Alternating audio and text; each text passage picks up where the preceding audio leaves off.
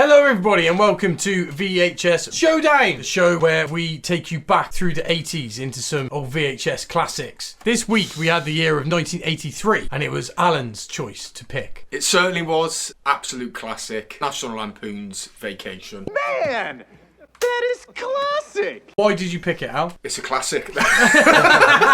Just remember it from being little. Yeah, I haven't seen it for a while. Just remember it being brilliant. Christmas Vacation. Everyone sort of cracks that out at Christmas time. But very rarely do you see this one. Yes. So you hadn't seen it since what, you were a kid? Nah, probably like 20 years, yeah. Yeah. So you were already sprightly. In your 20s you would have been then, wouldn't you? Sprightly. Yes. So Lee, what was your experience of this film before? I watched it about a year ago. Oh. Fucking hell. But before that, I'd never seen it. Really? Yeah. Were you aware of it though? I'd seen the cover and that was all I knew about it. I didn't know anything else about it. What about any of the other National Lampoon's vacations? No, you hadn't seen any of the other vacations? Okay. No. Toby? Yeah, I know this one quite well. I was given the box set, but I first saw National Lampoon's European Vacation, and that was the first I ever knew of it. And of course, like, you know, I think it might have been about maybe 12, 13. So good hormones raging, you know, and there's that bit in there where his son is with the German girl and she just pops her top open. It's like, Jesus, this is a film worth watching. And that's how I got into the National Lampoon's thing. I didn't realise there was one before it. I don't know if they'd done another one when I'd seen that or not. I guess they must have, because all but one was done in the 80s, wasn't it? Yeah, I watched them all, not necessarily in order, but I was aware of them. Similar to you, my strongest memories were of European Vacation. In the last few years, I've quite got into the Christmas one, but I do remember seeing this one as a kid. So yeah, I've got memories. I think I must have watched it when, I don't know, 7 or 8, and then probably haven't seen it since then, maybe. It's crazy. Yeah. This surprises me actually, because I thought it was like everyone would have been pretty much clued up. Yeah, it's almost. I know the other two better than this one. But yeah, well, the Christmas one though, that's fucking The awesome. Christmas one is an absolute classic, isn't it? I found that through the sequels. I didn't realise it was there, but it's just a standalone bang-up Christmas film. If you hadn't seen any of the other ones, it doesn't matter. Well, that's the good thing about them. They all do sort of stand alone. You don't need to have watched any of the other vacation films, I think, to get the most out of it. It's National Lampoon's Vacation, followed by National Lampoon's European Vacation, followed by National Lampoon's Christmas Vacation, and then in 1997 they released Vegas Vacation. I haven't seen that one. That's fucking awesome. Is it good? It's brilliant. Oh, right, cool. I'll lend it to you. I've got the box set, you know. I think you won't get it back. You won't even watch it. It'll be your present. They also remade Vacation, didn't they? Yes. Like 2012. A soft reboot. Al, do you want to break down what happens in this movie for us? So we're going to start from the beginning again. It's a good place to start. A beginning, middle and an end. Yes. Like all 80s films, it's set in Chicago. Well, John Hughes. It's John Hughes. John Hughes wrote it, didn't he? Yeah. But it does seem like almost everything I remember from the 80s was set in Chicago. You've talked about this before, haven't you? There was a push. Chicago was another one. It's like New York is now a very popular filming location again, but then there was definitely a time. Wait, they don't make enough of Chicago anymore. It was just John Hughes, though, wasn't it, really? Because he just had some massive hard-on for Chicago. I'm guessing he's from Chicago. Home Alone, they live in Chicago. Yeah. All the John Hughes stuff. Ferris Bueller, everything. All of his films. Yeah. John Hughes. Chicago. All of them. Every single last one. John Hughes. Where was Ferris Apart Bueller from set? Chicago. Was it? That was John Hughes as Is well. it? But mind you, he did 101 Dalmatians, didn't he? And that's set in London. Ah. Well, and they have a raccoon in it. It's not all Dalmatians, there are other things in it. Is it 100 Dalmatians and 1 raccoon? If they wanted to give it more accurate titles, yes. But there's a fucking horse in it, there's all types of... shit. There's other types of dogs. 99 Dalmatians, 1 raccoon and a horse. It rolls off the tongue. I never really knew what National Lampoon's was. I thought it was a thing like sort of Carry On or something. But in researching this, I find out the National Lampoon's was a big American comedy magazine in the sort of late 70s, early 80s. And they used to have sort of funny articles and stuff. And it was really popular.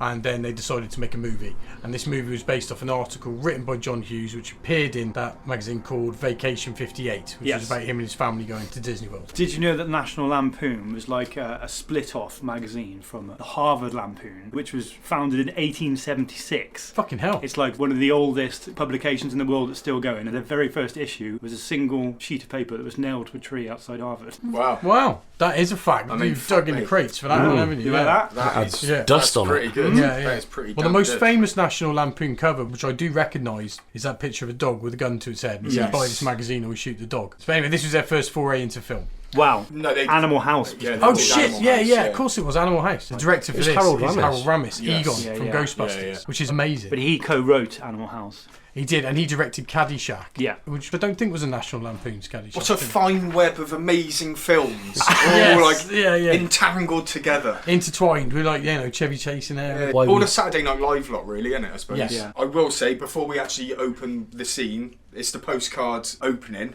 All the postcards from different states. Yeah. With an absolute fucking banger of a tune, Holiday Roads.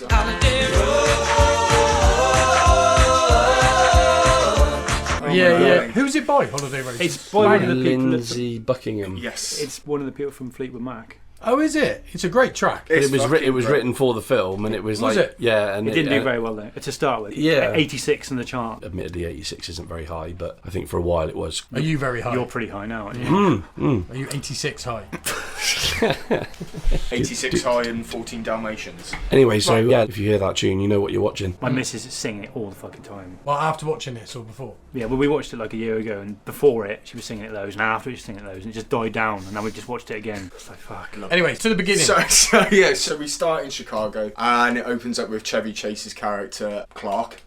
Oh, Sparky. Old Sparky turns up to try and sell his car because he is going to embark on a cross-country journey to the famous Wally World, which is situated in California. So he goes up to the car dealer, Eugene Levy.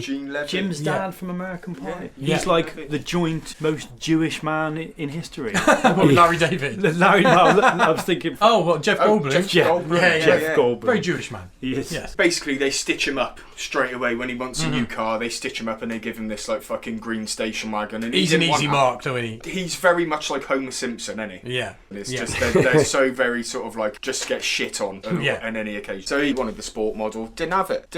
They just gave him a green station wagon, And it looks like a piece of shit, that it's a car piece of as well, shit. doesn't What it? is It's, it? What it's is such really iconic, doing it, that one. Metallic P. Metallic P. Where's my sports model with the aerial? And then they end up crushing his car. What's the deal with him crushing his car? He's It's like, exchanging it. Yeah, I yeah, I think. know, but what are they getting at that? Well, let's exchange Scrap. your car. I'm going to squish this flat. Scrap. It's got to be worth more than just scrap, surely. Well, I don't know, it was the 80s, economy was booming, they didn't give a fuck back then. They just did whatever the fuck they wanted. Yeah. Obviously, he gets this new car, takes it back home. Family are like, "What the fuck is this, Clark? This is a piece of shit." He's adamant that this is the car that is going to take him across America. This is going to give their family the ultimate vacation That's- that he but But wants. that's what he he knows wants, he's been isn't it? fucked though, doesn't he? Oh, yeah. Oh, he knows he's yeah, been fucked, yeah. but he tries to like Put play a it up to positive his spin on family. everything. Yeah, like He's on the quest to sort of be the all-American family, isn't oh he? yeah. And that's what all the vacation films are about, isn't it? Is he wants them all to have an amazing time, and obviously families are complicated and shit happens, and sometimes the things you think are going to be amazing aren't, with a family. That's what it's Yeah. all about, isn't it? But when you said like shit happens to him, he's really actually quite clever. He makes But food additives. He does, yeah. Yeah. But he's just always in the wrong place at the wrong time. But then he's kind of accidentally hard with it. He's not scared of anybody either. And it's a real good blend of a character. There's plenty of everything in there. Well, Chevy Chase, he's a handsome guy, isn't he, Chevy Chase? He's 40 in this. Is he Fucking 40? hell. He's a striking bloke, isn't he? He's a handsome bloke. He strikes a good figure. He's in the video for You Can Call Me Al, isn't he? Or Yeah. Paul Yeah, Simon. yeah, And he yeah, looks all fucking Yeah. Miami Vice That's in one, that. that's one of the most iconic things of the 80s that were called Yeah, me yeah. out with it. He was mates with him, that's why he did it. Was he? Yeah. And I mean, he's a tall guy, isn't he? He's got to be He's like, like Yeah, tall and 6'4" thin. he is. 6'4", and and he's just a handsome guy, and he's really funny as well, isn't he? Yeah. He's very, very likeable. He's got a good range of facial Yeah, expressions. when he opens his eyes completely. Yeah. That's his funniest one. Supposedly a notorious arsehole, though, isn't he? That's it. He's Is supposed to he? be. He's supposed Have to you be not a heard massive, that? massive No, twat. I There's don't know loads anything of- about him being a twat. It's like no. loads of videos about how massive a cunt he is. Oh, man. Oh, what? He's supposed to be one of the biggest dicks. That's why he Yeah. like disappeared from Hollywood Yeah. because he Bill- was like Really? Because Massive he piece of shit. he had some massive disagreement with loads of them on Saturday Night Live, didn't he? yeah. He had a fight with Bill Murray, didn't he? Yes. But never meet your heroes, I guess. His relatives came in on like the fucking Mayflower into America, and they're really old money. Oh, like, so is he from a very wealthy family, is he? Yeah. He's one of them, he don't care.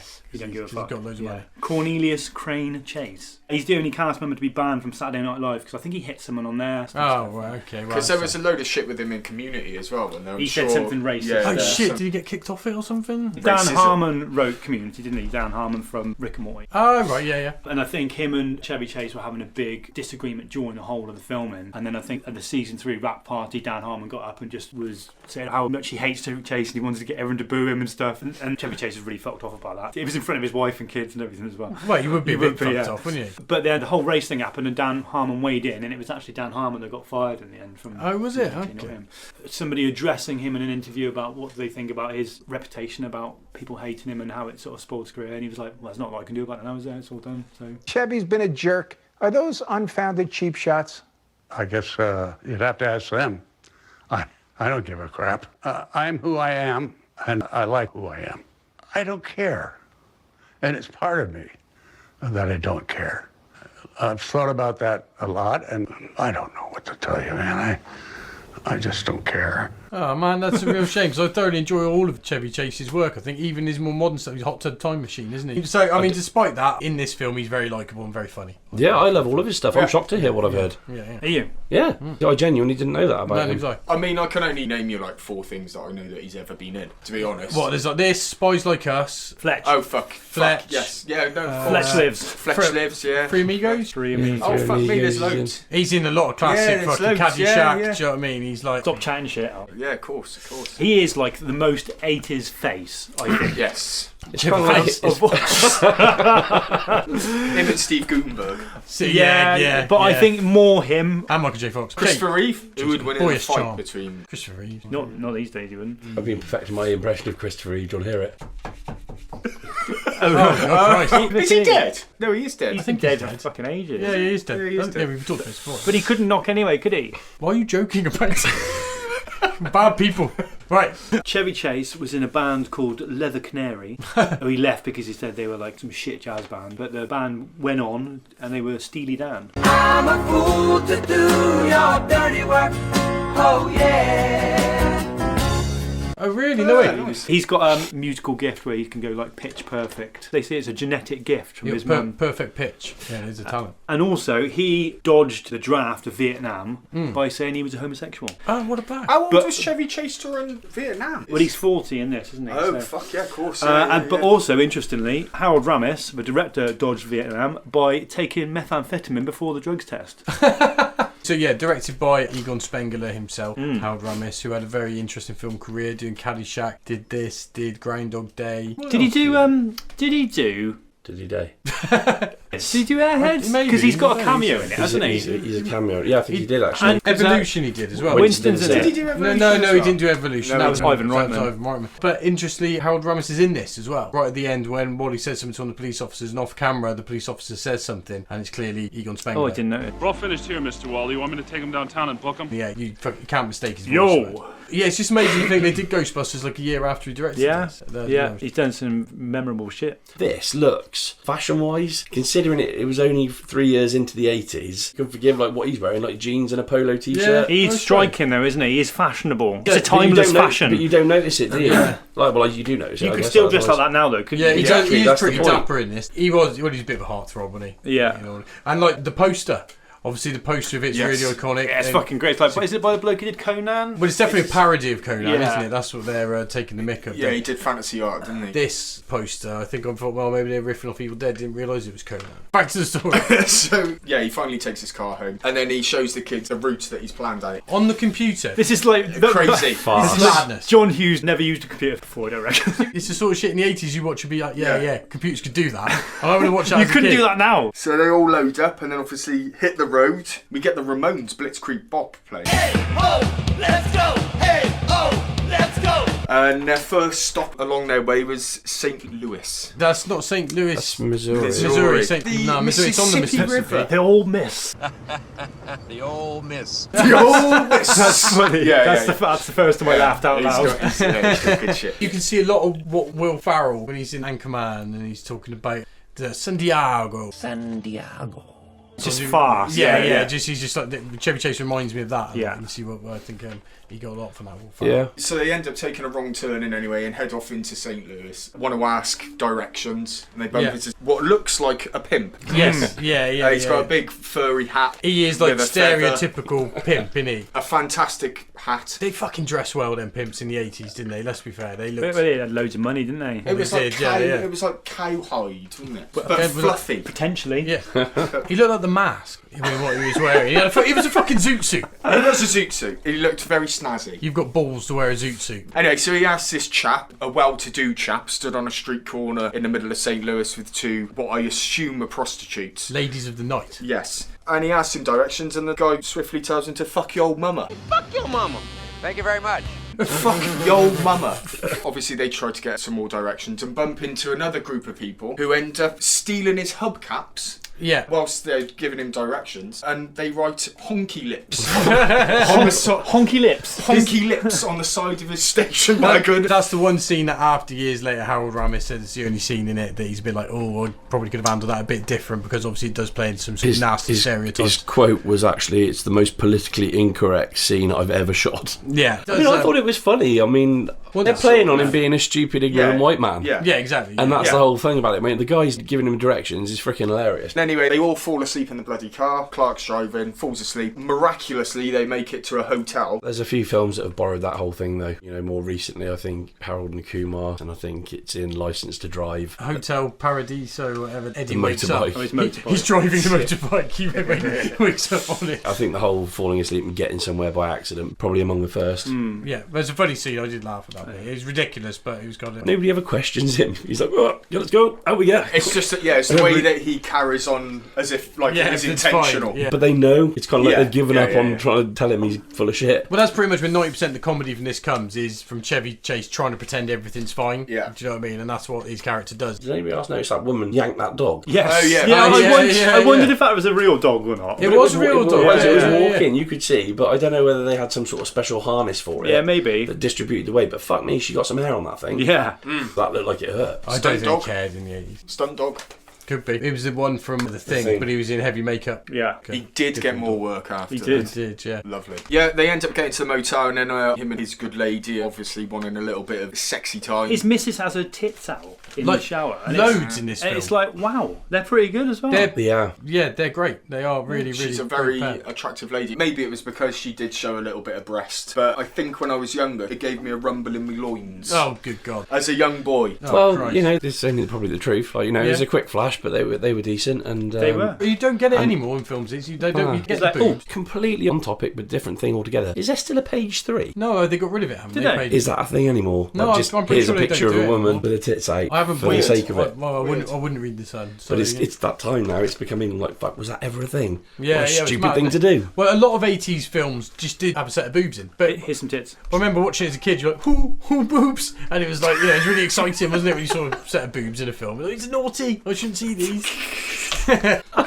He's a real twat in this because he's got this wife who's really, really hot. Do you know what I mean? She's really lovely and puts up with all of his shit. And then you got the whole subplot, which we'll get to in a bit, with the blonde lady with the Ferrari. Yeah, they get to the motel, they want a little bit of sexy time, and they end up chucking the vibrating bed on. Which And is how common is that these days? a vibrating bed? Like- I don't know. I mean, you see it in stuff, but I've never like. Oh, I think it was in America, in motels. 80s. Yeah. What does it do? You know, it's supposed to be like a massage, isn't it? But I think people were like, yeah, It could help you with the just fucking bang on them, I motion, think. like. Oh, if you, Yeah. yeah. All right. Well, I think Give me most, a roguely.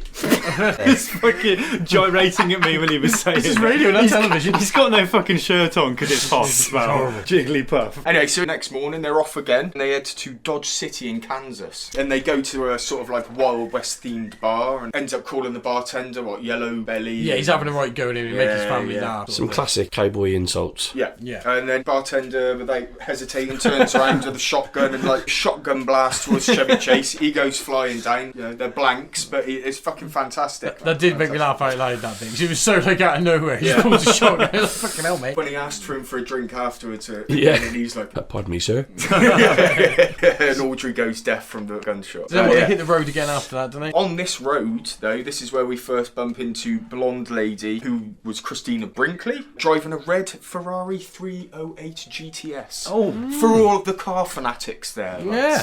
And that's the first time that you interact with her, or he interacts What with is her game? Well, Yeah, it's really weird, isn't it, what she's up to? She was originally a dream for Rusty, wasn't she? She was supposed to be Rusty's fantasy. Originally, It was the supposed to be son for Rusty. she was like trying to seduce, not the dad. Oh, right. And they made it more about the dads when they started that. Well, when they directed it, they changed bits. And John Hughes was really unhappy that they changed a lot of it. And that's one of the reasons he became a director, so that people couldn't fuck with the stuff that he'd written. Oh, right. After that, yeah. So after his first sort of meeting with this lady, they end up in Coolidge in Kansas, where they first bump into cousin Eddie. Yeah. and Brilliant his character. entire family. Yeah, he's fucking fantastic. He is great. It's Randy Quaid. Randy Quaid. Who we spoke about the other week has gone fucking mad. Yeah. Yeah. I think he got into like QAnon and all that sort of stuff, I think. Oh, it's a slippery slope. It is. So I think the relationship here is that Chevy Chase's wife, Her sister, sister. isn't it? Yeah. So there is a blood tie, but not to him, and that's set up quite well because every time they meet, and you'd see this in every other film, she always kisses her sister and then squirms away from him. Yeah, he's a horrible deadbeat piece of shit, though, isn't he? Really, do you know what I mean? Harmless piece of shit, isn't he? Yeah. He doesn't know his own stupidity. Like. They meet all of the family. There's one of the girls there as well who was apparently born without a tongue. But she could whistle like a bird and eat like a horse. And they obviously get to spend a little bit of time with the family because they've only got really one evening there, haven't they? So they're sort of like just knocking about. Rusty's out the back with the lad. Yeah. And they're talking about what he gets to do around there. And there's nothing. But the lad manages to have a gigantic pile of nudie magazines. I cherish them. Yeah. Shit, no. Which was like gold in the 80s, weren't they? They were like one of the most sought after. Swing Shift, it was called. What was that, the magazine? The magazine that he was reading, And then the daughter meets the daughter of Cousin Eddie, and that is the girl who went on to be one of the characters, Nally McBeal. Because I recognise her face, she had quite a recognisable face. But Never watched an episode of that in my life. It was alright. But yeah, she got a load of weed, didn't she? Yeah, well, the girl was raising pigs. She was a farmer. And she was like, I hate to tell you, but there is nothing fucking cool about farmers.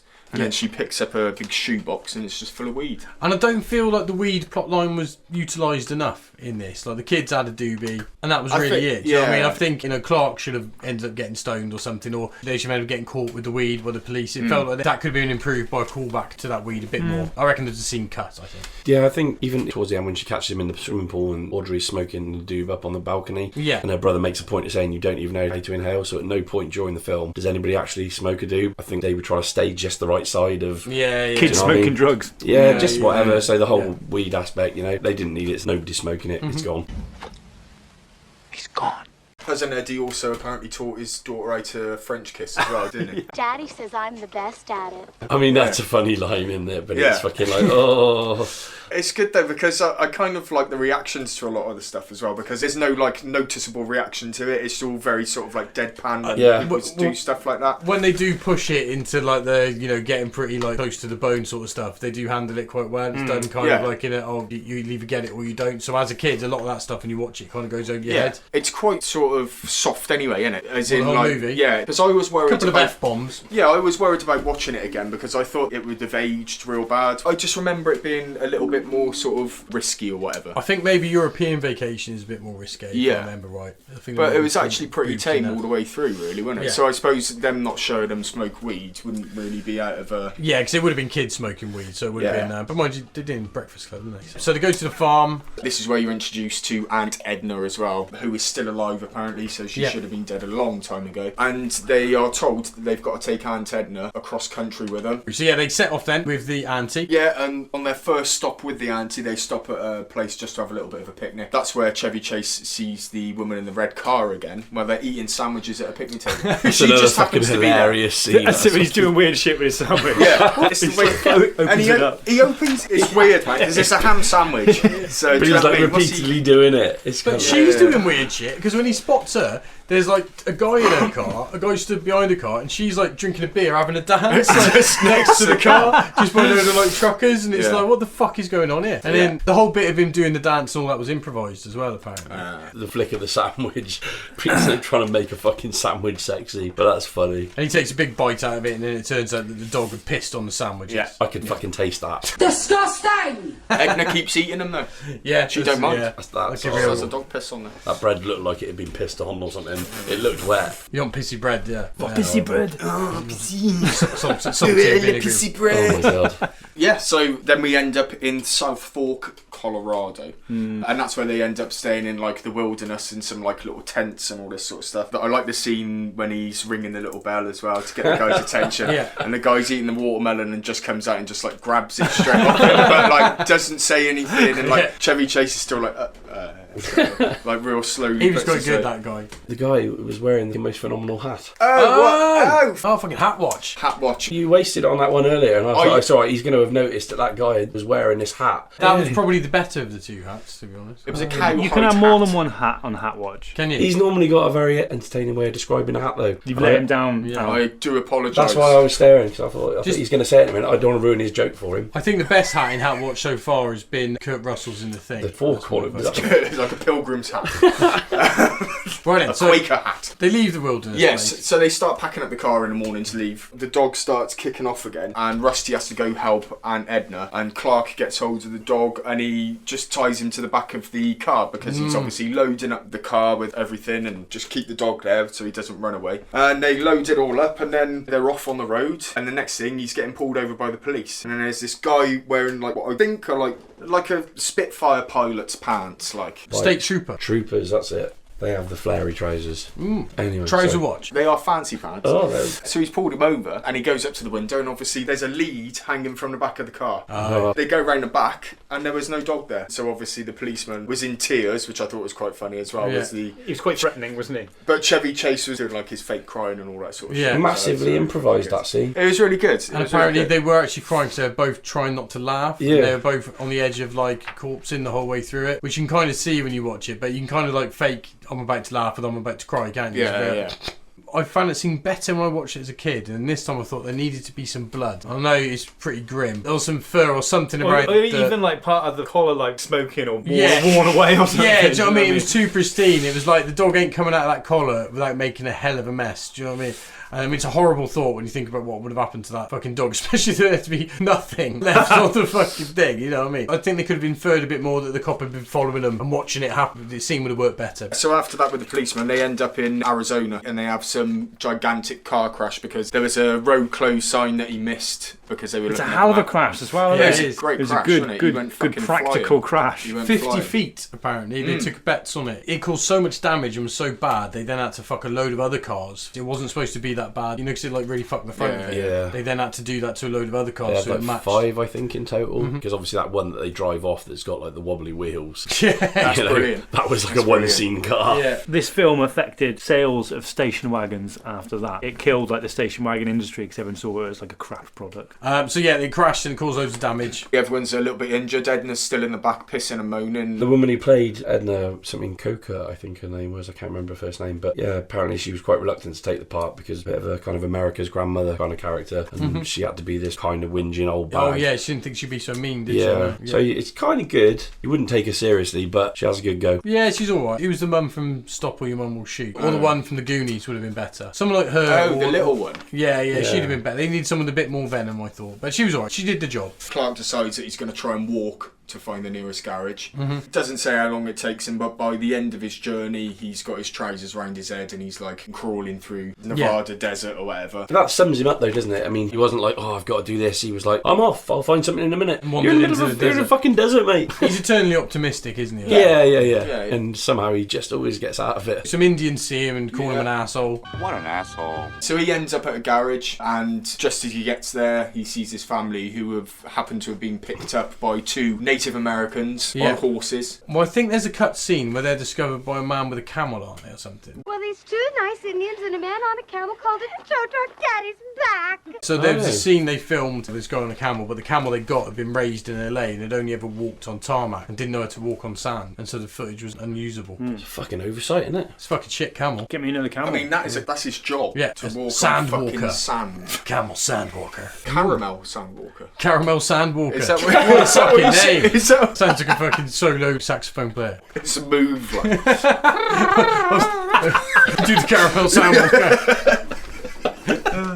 These guys fix the car. Some real shady fucking mechanics in the middle of nowhere. Daylight robbery. They just literally robbed it. Well, how much was it? 500 and something on dollars to change some Well, tyres? they took Give us whatever he had, everything. didn't they? Yeah. Something like He was the sheriff as well. He was the sheriff. that. Well, it was a 2-horse town, wasn't it? I think. He really was. He was his own brother.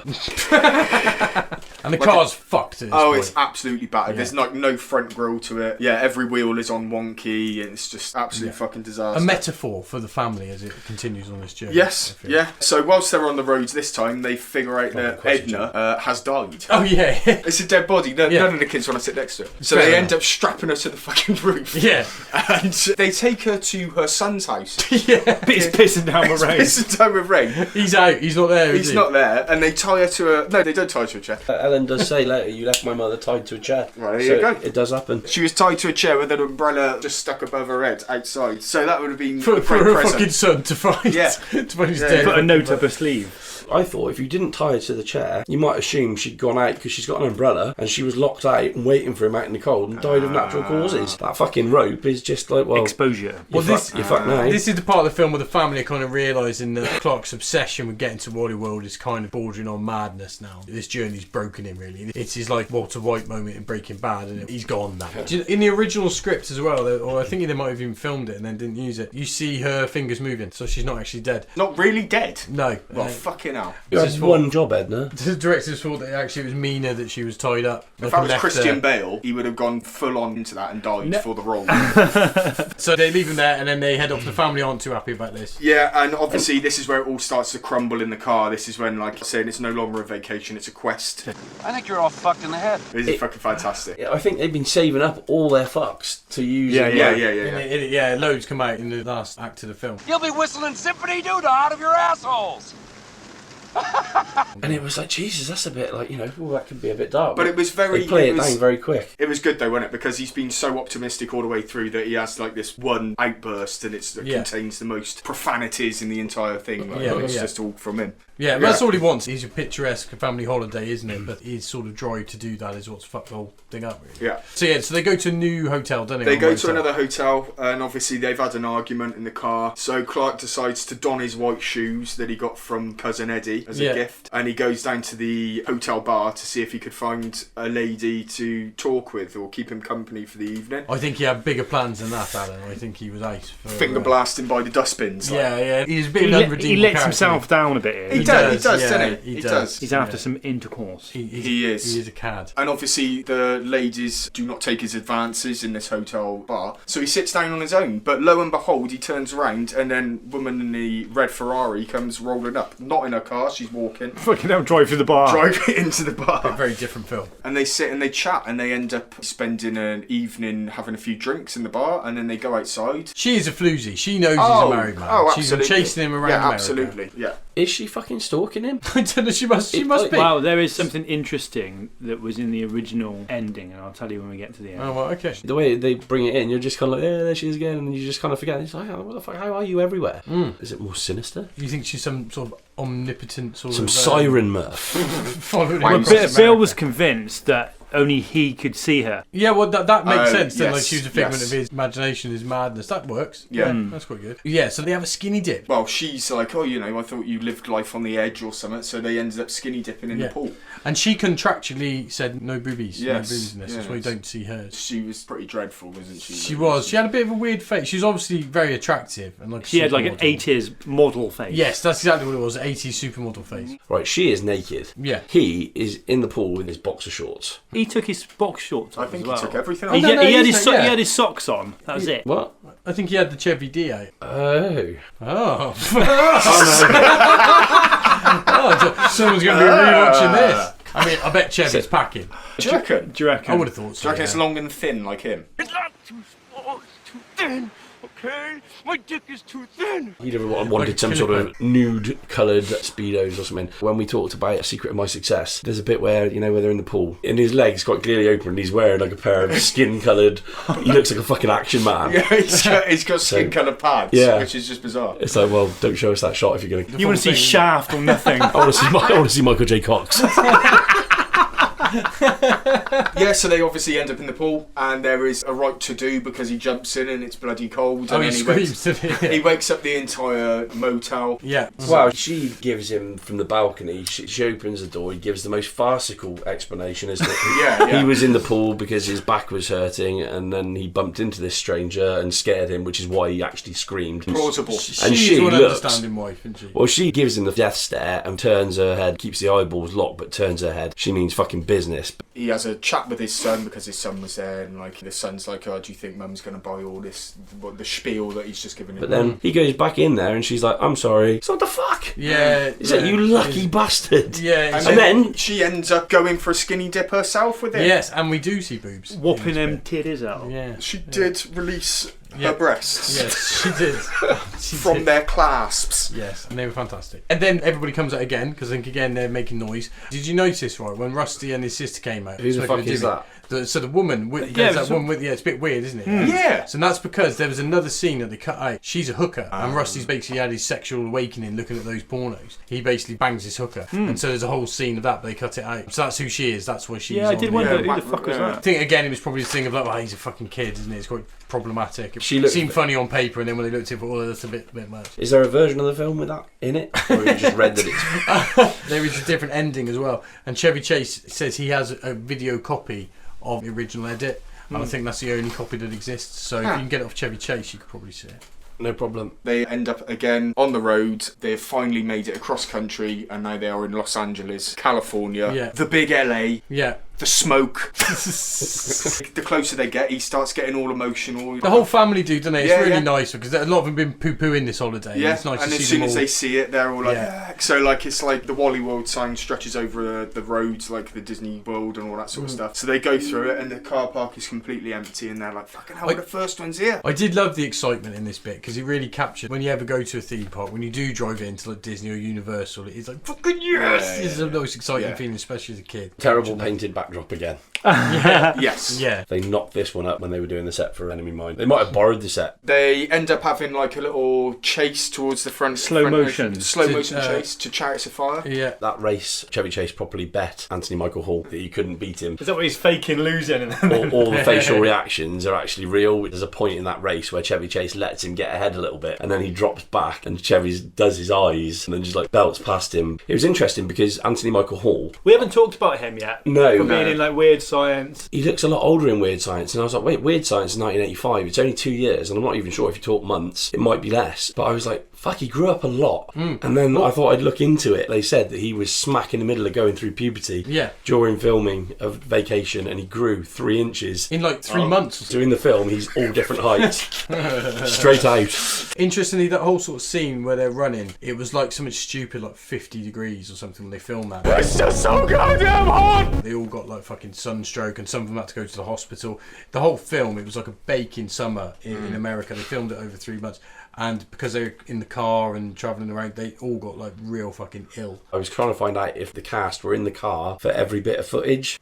And it does say that because it was a road trip movie, the entire cast and the crew were all present at all points, and it was like filmed over 4 states. Now, of course, the actors and that would have had trailers and everything, but I mean, for the car, they were in it. Have you done like 2,400 miles or something? Yeah, and they were in like Arizona and shit. So Obviously, there was a lot. Fuck. There was a lot they would have been travelling in their trailers. Yeah. They only needed certain amounts of footage, but the distance is real, and they road tripped it. That's amazing. Like, the whole setup. So that would have been shit. They get there and they see fucking Mr. Wally or whatever his name is. And he's holding a sign, and it says that they are closed for 2 weeks for refurbishment and all the rest of it. And he's like, what the fuck?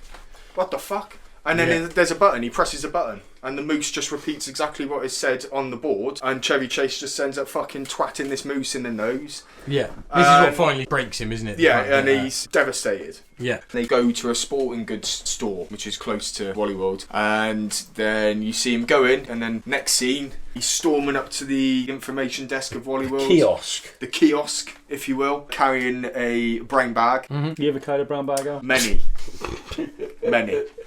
That's what I refer to my underwear as. So yeah, he ends up meeting John Candy. Yes. For the first time ever, I think, isn't it? He is a young man in that, John Candy. Fantastic, isn't he? John Candy. He was great, man. This wasn't his best film. No, but he's a ledge. Yeah. Absolute ledge. Like. He got $1 million for his small part in this, Jesus, in this really? film, yeah. Did anyone else recognise the other security guard? Yeah. No. He's playing an angry police commissioner in, what's the Arnold Schwarzenegger film? Last Action Hero.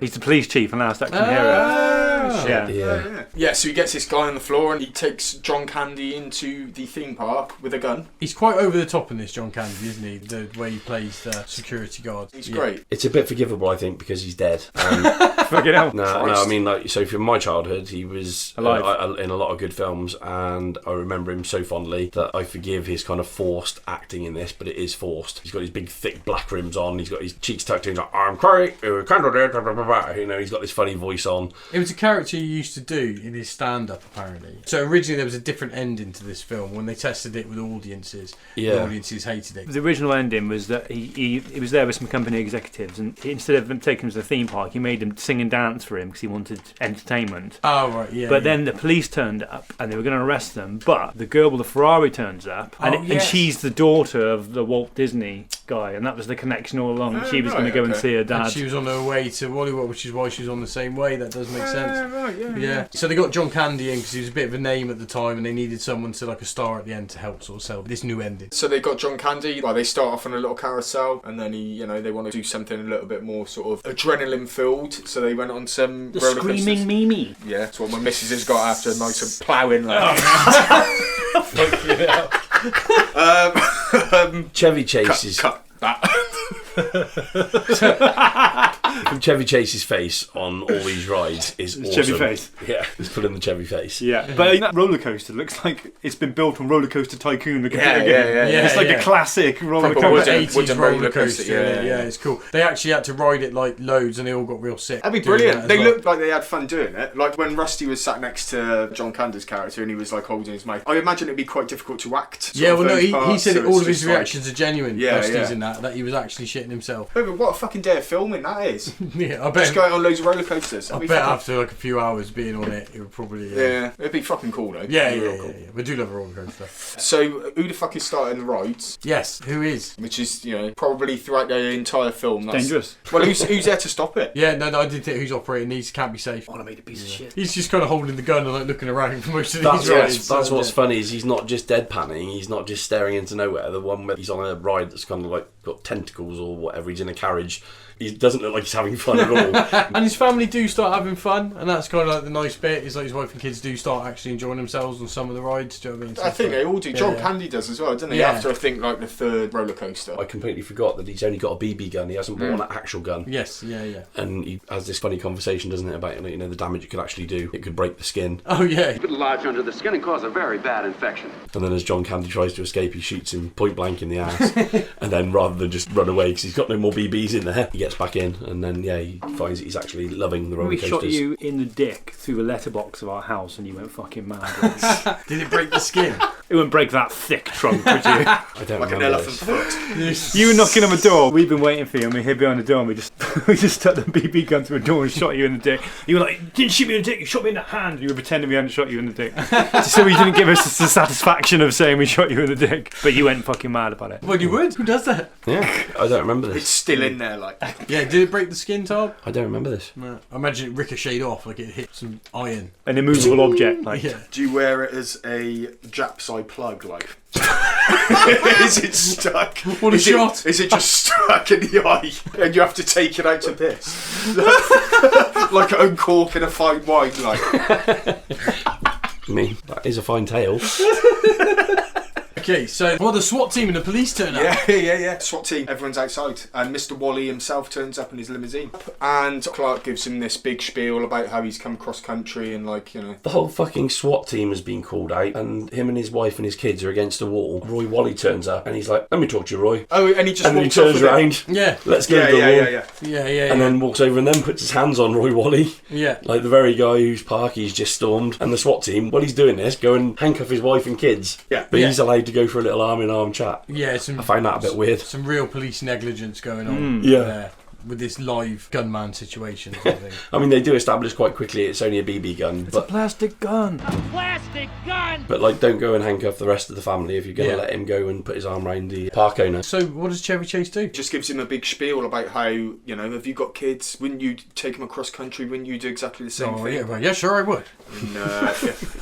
And he lets him off. He talks him round. He does. Mr. Wally himself says he's not going to press charges. They all embrace and they have a go on a roller coaster. And then it ends. It's a bit of an abrupt ending. It Isn't is. It's like, It is. oh, all right. It's finished. Could have done with like maybe a follow-up of them at home or them getting home. I don't know. But there's a postcard beginning, and at the end it's a photo finish. Yeah, it's a photo. And I think there's some of the cast and crew and everything on the roller coasters. You can see a load of extra people. All the carriages are full, so it's a bit like, oh, here's everybody having fun. But they tried to do an ending on a plane in European Vacation, and that was very weird.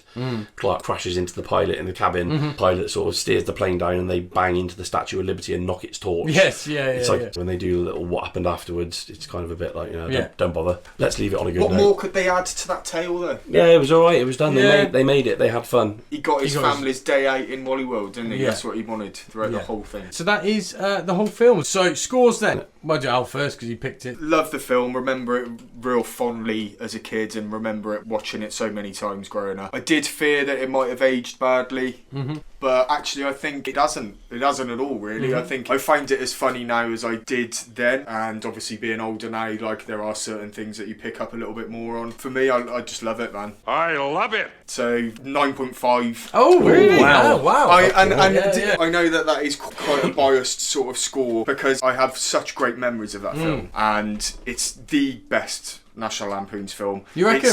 Oh yeah. It's still about a Christmas Vacation. Yeah. It's still funny. I don't think there's anything in it that's aged badly or offensive or anything like that. So yeah. Toby next. Well, Tone. There's nothing I don't love about this film. Like I said, I came into it the wrong order, but when you watch a film and you really enjoy it and you hear it's got other parts, it's like, fuck. Like, you know, if I watch it and it's shit, that's going to ruin it. I think this was the second one I ever watched and I loved it. I love it. It didn't disappoint me and I love it for that. Yeah. So again, very, very good memories of it. When I think of it, I remember good things because it was like a surprise that it was so good. But I don't know, but I think ours was like major generous there. But for where it was and what it spawned, I'm giving this an 8. Yeah, no, I did really enjoy it. If I had to say which one was my favourite of the vacation films, I'd probably at the moment say Christmas Vacation. Just because it is a fucking classic, and you know what I mean, there's sort of like a lot of fond memories of watching that at Christmas. But I need to watch European Vacation at some point, so because I would like to check what that was like again, because I got really good memories of that. Yeah, I like I said, really enjoyed it. I do think bits of it could have been a little bit better. There's the odd little bit where the odd joke falls flat, and it could have been done better. Some bits which are obviously hilarious and really good, and I think the ending could have been a little bit better. But I still really enjoyed it, and it is a classic. It is obviously one of the best comedies in the 80s, and if you had to give a list of the top 5 comedies in the 80s, it'd probably be in it, wouldn't it? Or top 10. So yeah, I'm going to give it 8 out of 10 as well. So I saw it a year ago and I can't fucking remember watching it really, which is weird, but it's not that weird, is it? Because I can remember like where the fucking 3 flutes are in Mario Brothers 3 or the fucking lyrics to Gangster's Paradise, but I can't remember stuff that happened a year ago. I'm not retaining any new memories. You're full. I'm full of my life. So when I watched it, yeah, it was kind of like new. And I started watching it and I got like 5-10 minutes and I was like, this is a bit fucking dated. I'm thinking, I'm not going to enjoy this. But when he's like crossing the river and he's like, the old miss, the old man. Yeah. You sort of got a bit of a feel for his farcical acting in that, and then it just continued to be funny all the way through. And, you know, there was the odd bit that had dated comedy-wise, but by and large, it was really good. I thought it was really funny. Yeah, I was laughing all the way through it. So I was and an ahhing between a 7.5 and an 8, and I think I am going to go for 8 as well. Nice. A high-scoring film, so I think we would all advise any of you at home to watch National Lampoon's Vacation, and let us know your thoughts in the comments, and let us know which one of the Vacation trilogy you think is the best. Right, so now we're going to find out what next week's film is. So we're running out of years now, and Tarby, you were given the year of 1984. Fucking golden year. 14 karat gold. If anybody is listening to this and you're as geeky about films as we are, then put yourself in this position. Like, you know, imagine every list of films you look at. Do you go amazing or do you go obscure? It's fucking tough. It's a nightmare. It's so tough. Do you do it for everybody else or do you do it for you? Do you think it was one person out of us seen it? It's fucking mental. Anyway, I hadn't decided up until today and I was down to 3. I'm kidding myself about this, but hopefully it'll come around again. So there is one very selfish reason I was going to go for a film, and it is because there is some films that you have just seen, it doesn't matter who you are, and you haven't seen Karate Kid Lee. And it was like, I've seen bits of it. This is my fucking opportunity to make you have to watch it. But I was like, if he doesn't like it, will that gratify me? So it was like, right, I'll put that on the burner. So I've kind of gone for something that I've seen before when I was a kid, and I had kind of good memories of it. I don't know how this is going to go down. Is it Candyman? Guys, we are watching Supergirl. Yeah, man! Oh man. Yeah. My mum had it on VHS or something, and I remember watching it, and it was like... Also, as the lady from Secret of My Success. Well, we'll get into that next week. Yeah, so Tarby's pick from 1984 is Supergirl. So the penultimate pick. And then the last episode falls on me, and there's only 1 year left that we haven't done. And so the last episode of this season, I've got the year of 1981. So you'll have to tune in next week to find out what I pick for that, and to find out what we think of Supergirl. I'm as interested to see what you pull out of 1981. Like we all know, I wanted it. Well, it's the last one. Good way to end, I reckon. Good way to end. Yes, so let's see how we go out. Cool. All right then, guys. Nice one. So thank you very much, and we'll speak to you next week. Thank you. See ya. Thank you. Goodbye. Who boobs? Fuck your old mama.